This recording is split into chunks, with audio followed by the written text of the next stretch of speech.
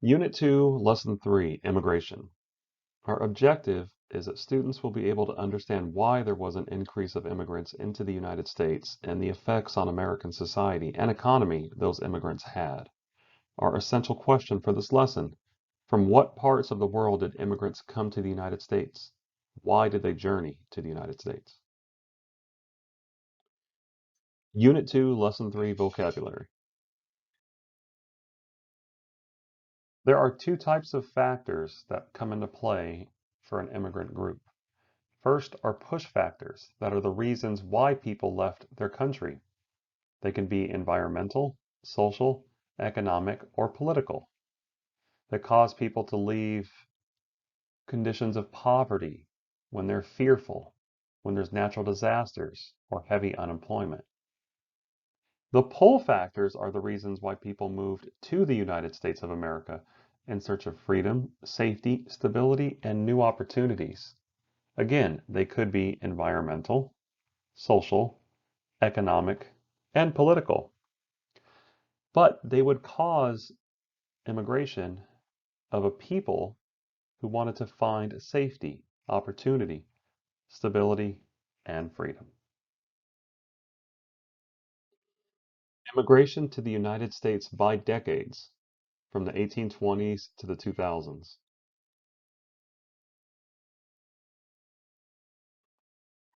Assimilation issues with the new immigrants. The new immigrants who arrived after the Civil War were distrusted. There was fear that these immigrants would not assimilate easily into the English-speaking culture. Beginning in the 1870s, the issue of whether or not to admit foreign-born people from all lands became a major issue in U.S. politics.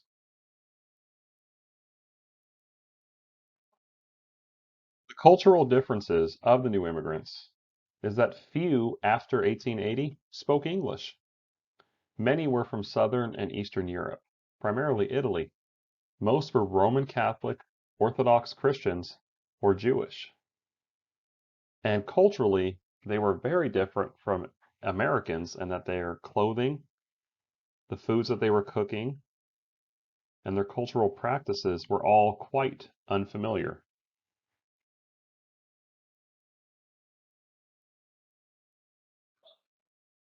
Those cultural differences were highlighted by newspaper editorials of the 1870s and 1880s, which raised fears and doubts about the newly arrived immigrants. Mainly that native-born people became more concerned after 1890 when the number of people arriving from Southern and Eastern Europe began to exceed the numbers from other regions. Between 1900 and 1910, total immigration averaged about 1 million people a year, compared with only 300,000 people a year in 1860. And by 1910, out of the 1 million, 700,000 or 70% were from Southern and Eastern Europe.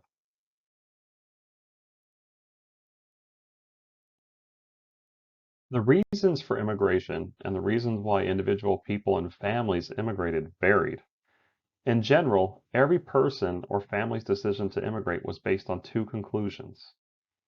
Either the conditions in their home country were so bad and they could no longer be tolerated, or the conditions in the US were likely to be so much better than those faced at home that it was worth the expense and the risk to migrate to America. For immigrants, adjusting to an American way of life was incredibly hard. Leaving one's country and traveling to an unknown place was difficult and painful. And they often were forced to travel steerage, which was travel like the livestock travel. And it was dirty and unsanitary and uncomfortable.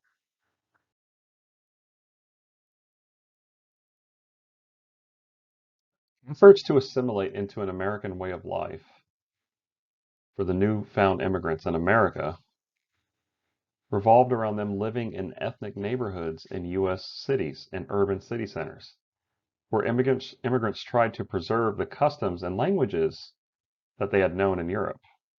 At the same time, many tried hard to learn English, the English language. Though usually it was easier for immigrant children to learn English and American customs than it was for their parents. Since schools taught in English and sometimes changed a student's name to make it easier for native-born Americans to pronounce it, the children of immigrants had an easier time assimilating into the language, same as it is today.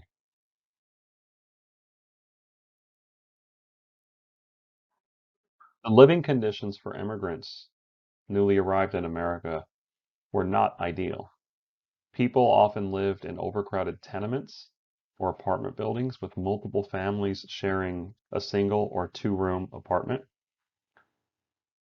And many apartments had no bathroom, where there was a single toilet might be available for the entire floor. Sometimes a floor in a tenement building in a major urban city like New York or Chicago, Boston or Philadelphia often had 80 to 100 people per floor sharing one toilet.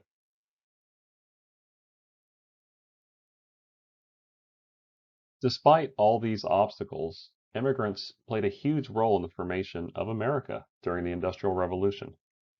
Their contributions helped build the first transcontinental railroad, helped turn the prairies and forests into farms, helped make New York City into a booming garment industry, and they became workers and laborers in many industries, helping build this country from within.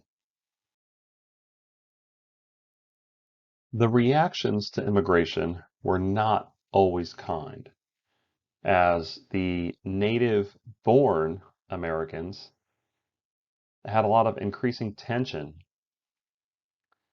Nativists, as they're called, argued that these new immigrants were uncivilized and more likely to commit crimes and acts of violence than those citizens lucky enough to be born in the United States. Again, we see these same sentiments echoed in partisan politics today.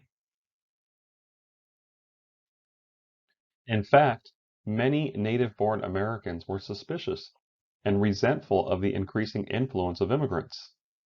And in 1924, the Ku Klux Klan peaked in size with over 5 million members in their terrorist organization. Nativism is the obvious favoritism towards native-born white Americans, not to be confused with actual Native Americans, and this was a form of discrimination towards all immigrant groups. Some of the causes of the nativist feelings were economic, and that native-born Americans feared that immigrants would deprive them of their jobs by working for very low wages and longer hours. Culturally, they had a tendency of people belonging to a dominant culture to protect that culture against outside or foreign influences. Psychologically, the nativists' desire to feel superior to others, especially immigrants of color, played a huge role in their feelings. And politically, there was a growing fear that immigrants might be connected with radical and revolutionary causes that originated in their home country, and those radical and revolutionary ideas might influence the American political party system. Important to note that not all politicians of the Industrial Revolution sought to limit immigration at the promotion of white nativists. One such politician, Senator Charles Sumner, who on July 4th, 1870, tried to strike the word white from the naturalization law. Sumner wrote that it is all men and not a race or color that are placed under the protection of the Declaration of Independence, which said famously that all men are created equal. And such was the voice of our fathers on the 4th day of July, 1776. Now, sir, what better thing can you do on this anniversary than to expunge from the statutes that unworthy limitation that dishonors and defiles the original Declaration? The word white, wherever it occurs as a limitation of rights, must disappear. Only in this way can you be consistent with the Declaration of Independence itself.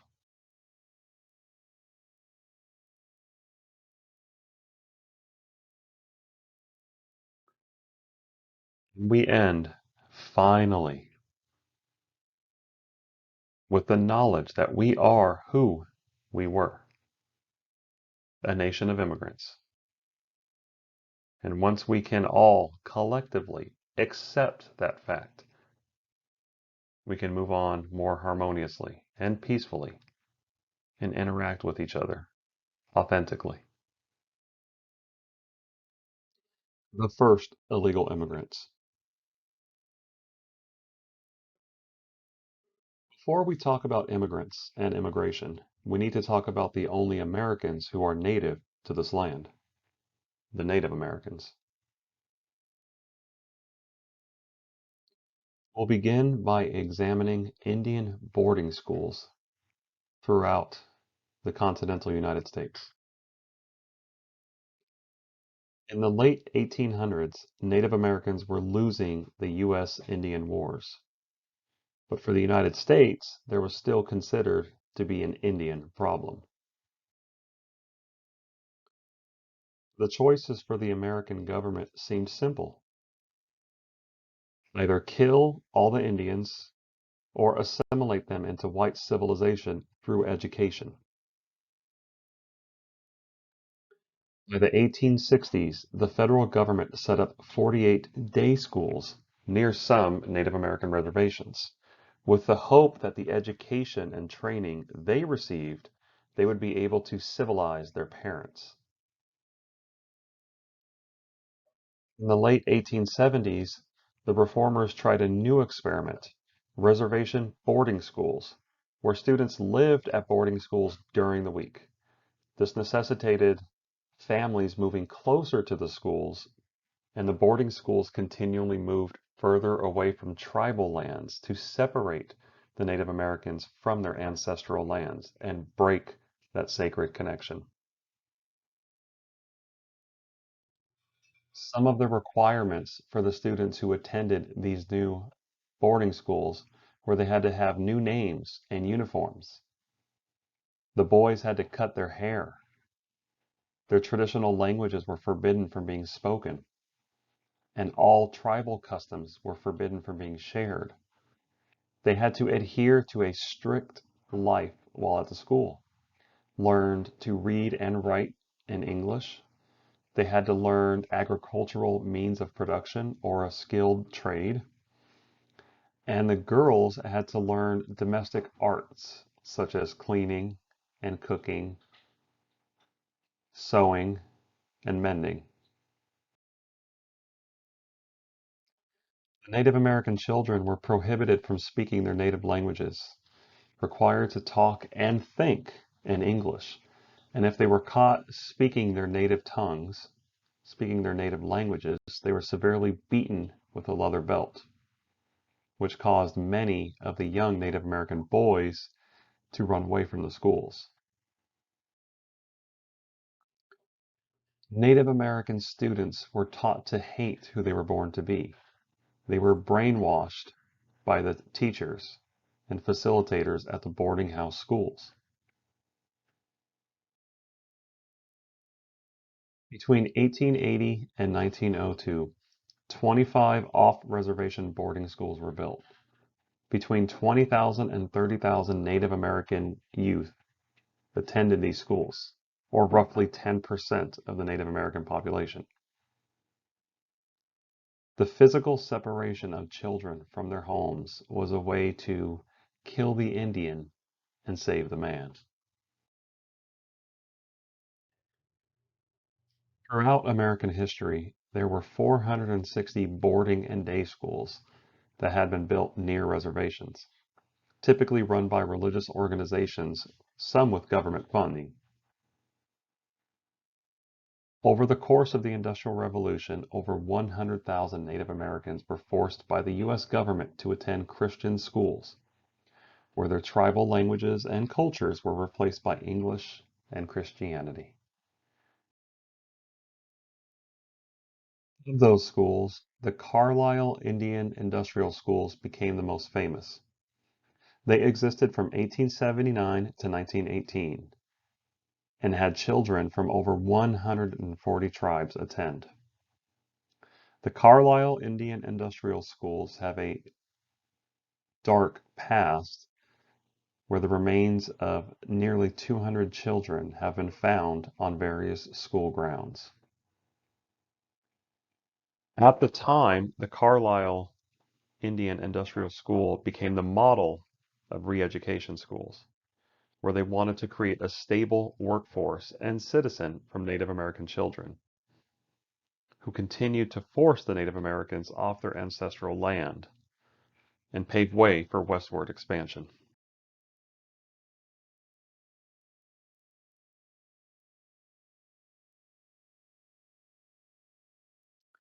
The first non-native immigrant group we'll explore are the citizens of Mexico, who came to America in search of better opportunities, both economically and socially.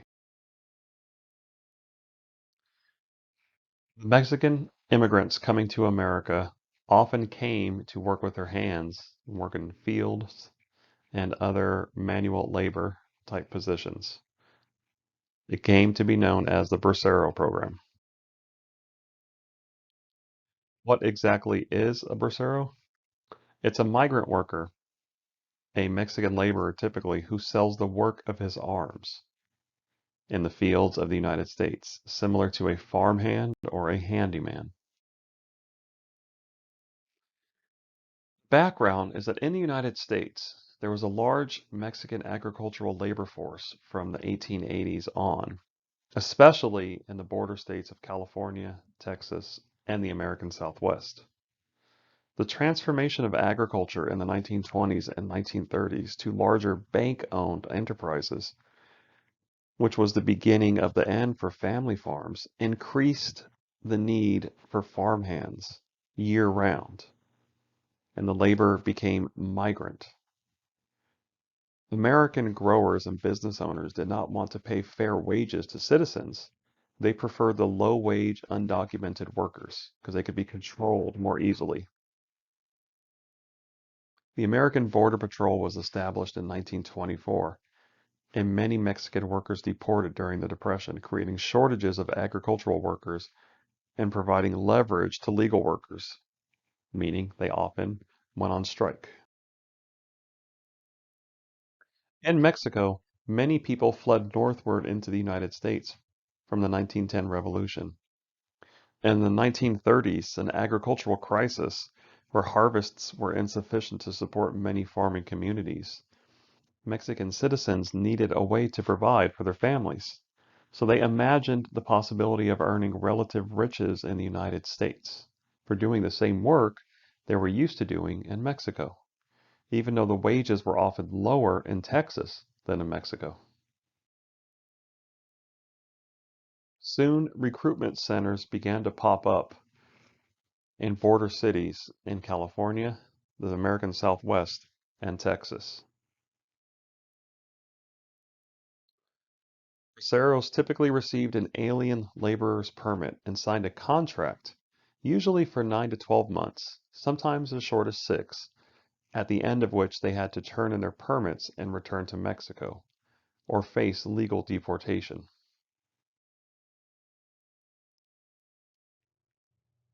Although the Bracero Treaty called for contracts to be written in Spanish, often they were written in English, and the Braceros did not understand what they were agreeing to, how much exactly they'd be paid, and what type of conditions they would have while working in the United States.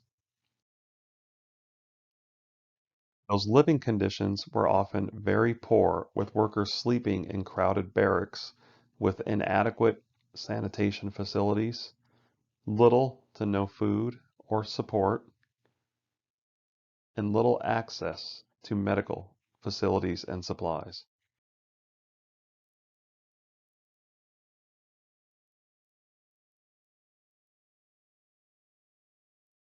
A majority of Asian immigrants entered the United States at Angel Island in the San Francisco Bay.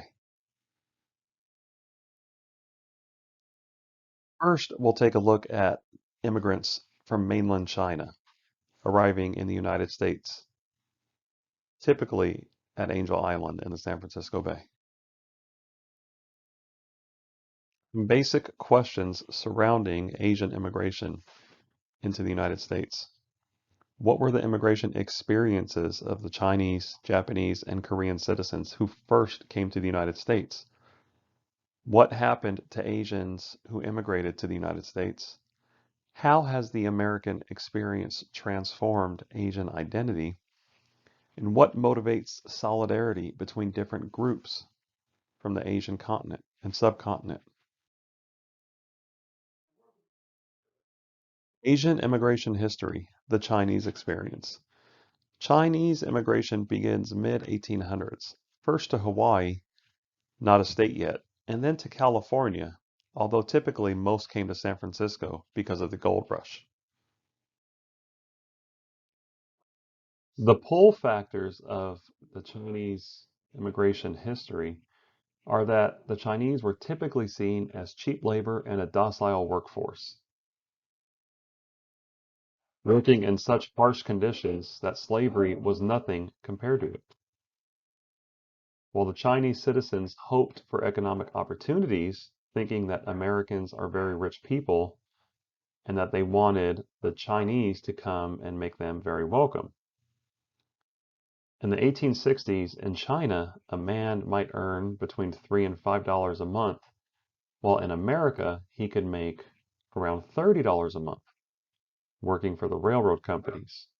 This temptation, along with the gold rush in the 1840s, caused most of the Chinese immigrants who came to America to come seeking riches beyond their imagination. With so many Chinese men working and living in the United States, especially in California and Hawaii, sugar plantation owners saw that Chinese women could be used to control the Chinese laborers, and thus the experience of Chinese women immigrants was far different from the experience of Chinese male immigrants. With so many Chinese immigrants working in America, especially in California, white laborers began to rise up against the Chinese with racism and violence. Because of the pressures of European laborers, typically white, the United States enacted the Chinese Exclusion Act in 1882, severely limiting the number of immigrants from China. From 1910 to 1940, Angel Island was used to detain those who were trying to come to the U.S. from China. Quick overview of the Chinese Exclusion Act of 1882. The law was passed to suspend Chinese immigration. It was originally meant to be temporary with a 10-year ban, but it was re-upped in 1892 and it wasn't repealed all the way until 1943. The Chinese Exclusion Act banned skilled and unskilled Chinese laborers, and it prevented Chinese immigrants from becoming citizens. Many could immigrate, but only with permission from China that they were qualified, which was very difficult to prove. The next country we'll examine is Japan and Japanese immigrants. The Asian American history, the Japanese experience. Japanese first came to Hawaii and the United States starting in the 1880s. Between 1885 and 1924, over 200,000 Japanese arrived in Hawaii. By 1920, Japanese individuals represented 40% of the entire population of Hawaii. Some of the push factors that caused Japanese citizens to leave Japan was after the 1868 Meiji Restoration. The Japanese government began to industrialize and modernize. In order to pay for industrialization, Japanese farmers were heavily taxed. During the 1880s, over 300,000 farmers lost their land because they couldn't pay the new tax. Because of the economic hardship they faced in Japan, many farmers and poor Japanese looked to migrate to Hawaii for better economic opportunities. This was commonly known as Netsu, the immigration fever. Some of the pull factors were the economic opportunities in the United States were significantly higher wages, typically about $1 a day, which was 2 yen, versus 0.66 yen per day to work as a carpenter, which meant a Japanese immigrant could make 3 times as much money working the same job in the United States as they could back home in Japan.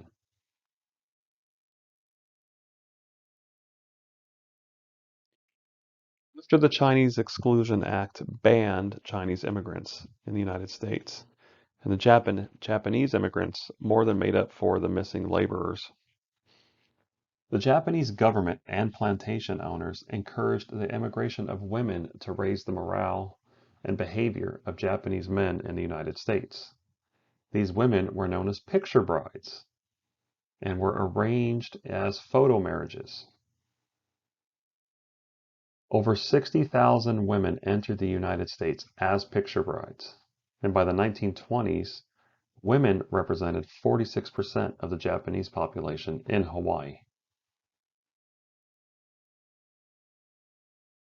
This is a primary source document, a photo of Japanese women arriving at the ports in Hawaii off of a Trans-Pacific freighter ship, arriving into the United States as picture brides. Quite similar to how the Chinese eventually faced discrimination and exclusion via the Chinese Exclusion Act, the Japanese experience of immigrants in America was not always so welcome. In 1906, a law that segregates whites and Asians in schools was modeled after the Jim Crow laws of the South. And in 1913, the denial of the right to own land to persons ineligible for citizenship was first aimed at Japanese farmers. The Immigration Act of 1924 denied entry to virtually all Asian citizens from the Asian and South Asian subcontinent. The last country in Asia that we'll focus on with immigration patterns is South Korea. The Korean experience. By 1888, a small number of Koreans were in America, typically ginseng merchants, political exiles, and migrant laborers. But before 1900, there were fewer than 50 Koreans in the United States. Unlike the Chinese and Japanese, Koreans came from all different social classes, including farmers, common laborers, government clerks, students, policemen, miners, domestic servants, and even Buddhist monks, though most were from urban areas. The pull factors that drew Korean immigrants to the United States were similar to the Japanese and Chinese, and that Koreans were drawn by the possibility for economic gain. Plantation owners wanted to pit Koreans against an increasingly organizing Japanese labor force as potential strikebreakers. The push factors that pushed Koreans to leave Korea was the amount of poverty in Korea, where economic sanctions, high taxes, and rising inflation caused many Koreans to be indebted beyond their capability to escape. There were also political motivations, as Japan colonized Korea in 1910, and many Koreans came to the U.S. to flee Japanese persecution. Many Korean immigrants in early 1900s were patriots trying to find a way to fight for Korean independence from Japanese colonial rule. The Korean women's immigrant experience. Early Korean migration already included many women, as nearly 10% of immigrants between 1903 and 1906 were women. Many men took their wives and children because they were afraid they would not be able to return to a Korea that was ruled by their colonizer, Japan.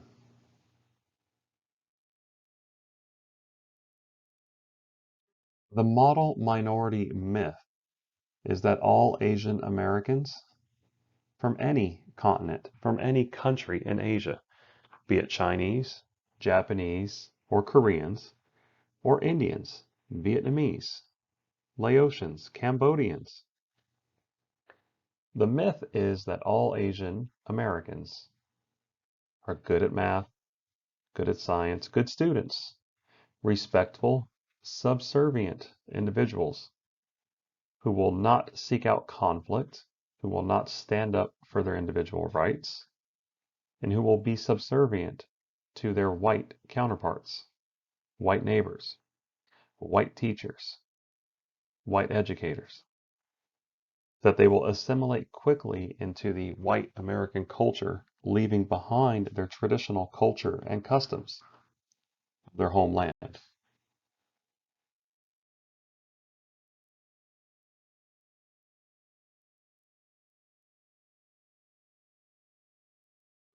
The majority of European immigrants entered the United States at Ellis Island in New York Harbor.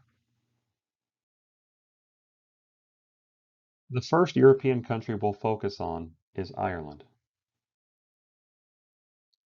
The experience of the Irish immigrant in America. The perseverance of the Irish in the search for a better life of liberty, opportunity, and equality. Immigration of Irish Catholics increased after the American Revolution. There was a lack of legal rights for Catholics. They were denied land ownership, and they lived on land only as tenants and had no legal standing in Irish courts. During downswings in the English economy, surplus goods were dumped in Ireland, where Irish skilled and mercantile classes were ruined because of the over-influx of goods from England, which created a need where many Irish citizens were homeless. They were tenants and evicted when they were unable to pay rent because the goods they were manufacturing were no longer valuable. This caused a mass exodus from Ireland, where Irish immigration increased rapidly after 1820, when living conditions in Ireland were deplorable. The potato blight of 1845 was not the first famine, but the culmination of 5 years of crop failures. And there were numerous other serious regional and island-wide famines that occurred before the 1840s, starving an entire generation of Irish citizens. Between 1820 and 1860, the Irish flooded to America and composed over one-third of all arrivals in America. Population in Ireland due to starvation and immigration declined over this time period, from 8.1 million in 1841 to only 4.7 million in 1891. And 4.5 million Irish came to America in the 19th century alone. The United States was seen as the land of opportunity, though Irish immigrants often entered the workforce at the bottom of the occupational ladder. They endured fierce competition to obtain low-paying, menial, and dangerous jobs, building railroads, mining coal, and digging canals. Many Irish women became servants or domestic workers. And railroad construction, it was said, was so dangerous that an Irishman was buried under every railroad tie.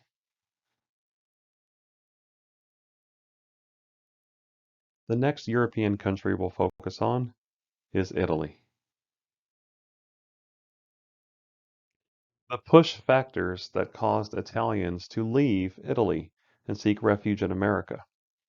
For a long time, Italy was not united, but instead was made up of individual city-states that often warred with each other and that were frequently attacked by outside invaders. In the early 1800s, Italy began the process of unification, banding together to make one great nation. Even once unification was complete, there was a difference between the north and south of Italy. The north had all the money and power, while the south was extremely poor and were taxed heavily by the Italians in the north. Southern Italy was so poor that many southern Italians couldn't find work and couldn't feed themselves or their families. There were lots of natural disasters like earthquakes, droughts, and even a volcano erupting that added to the Italian people's sadness and desperation. Southern Italy suffered, with the Italian government was spending lots of money by taxing the poor of southern Italy to build monumental offices and government buildings in the north. The poor soil conditions meant the farmers couldn't grow enough food to pay the taxes and feed themselves in southern Italy. And southern Italians were even taxed for the number of sheep and goats they had, all to continue sending money to northern Italy. With all the hardships that Italians faced, especially southern Italians, America was a country that was still growing, and there were jobs available in the United States that were not available in Italy. Even though Italians would take the toughest jobs with low pay, it was still more than what they could earn in Italy. This led America to be known as the land of opportunity, where anyone could succeed. Unlike other immigrant groups, Italians never expected to stay in America. Italians wanted to come to America, earn money to send home, and then eventually return to Italy to live. Most Italian immigrants were young men, and most left their wives and children back in Italy, believing they would return to live with them once they made enough money. Italians did not want to work on farms, as that would be more permanent employment. They wanted to be in the cities where they could work labor for short periods of time and return home. Getting to America from Italy was not an easy journey. Italians traveled by boat to America, similar to Irish immigrants. The trip was long and difficult, and when they arrived, they still had to get through the Ellis Island inspectors. Notable contributions of Italian American immigrants on American culture.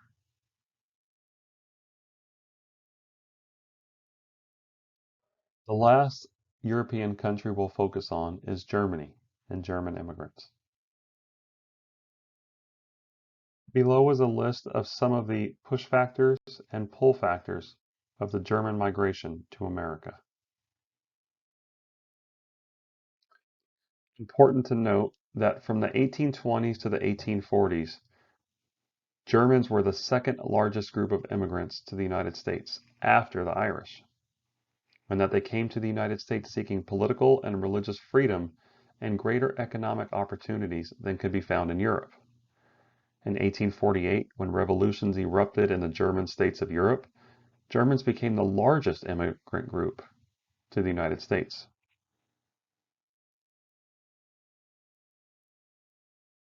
Although Germans created settlements in nearly every state of the Union, the so-called German Belt stretches from Pennsylvania to Oregon, all along the North and Midwest. Today, over 50 million Americans have full or partial German ancestry, making German Americans the largest white ethnic group in the United States.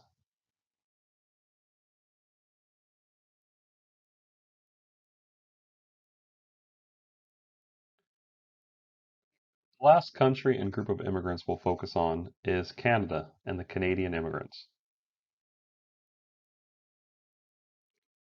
Beginning in 1867, migrants from eastern Canada came for manufacturing jobs in the United States.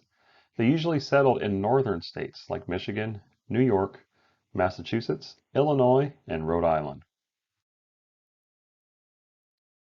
Beginning in 1867, migrants from French Canada, Francophone, came for agricultural jobs and usually settled in coastal regions like California, New Orleans and the Gulf Coast, and New England.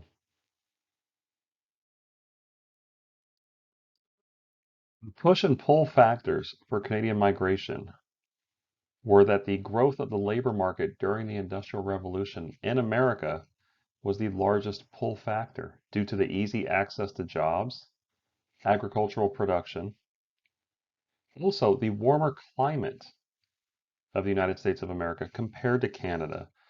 and the incredible diversity found within the United States. The push factors for immigrants wanting to leave Canada was a decline in trade on the global market, a lack of profitable jobs and opportunities, that their agricultural production was in decline, the colder climate and the frigid temperatures, especially in northern Canada, and it was far less diverse than the United States of America at the time. The bilingual immigration of Canadian citizens, where the English-speaking Canadians totaled 747,000 immigrants in the United States, while the French-speaking Canadians, shown here in the darker blue, totaled 440,000 immigrants in the United States. We end, finally, with the knowledge that we are who we were, a nation of immigrants. And once we can all collectively accept that fact, we can move on more harmoniously and peacefully and interact with each other authentically.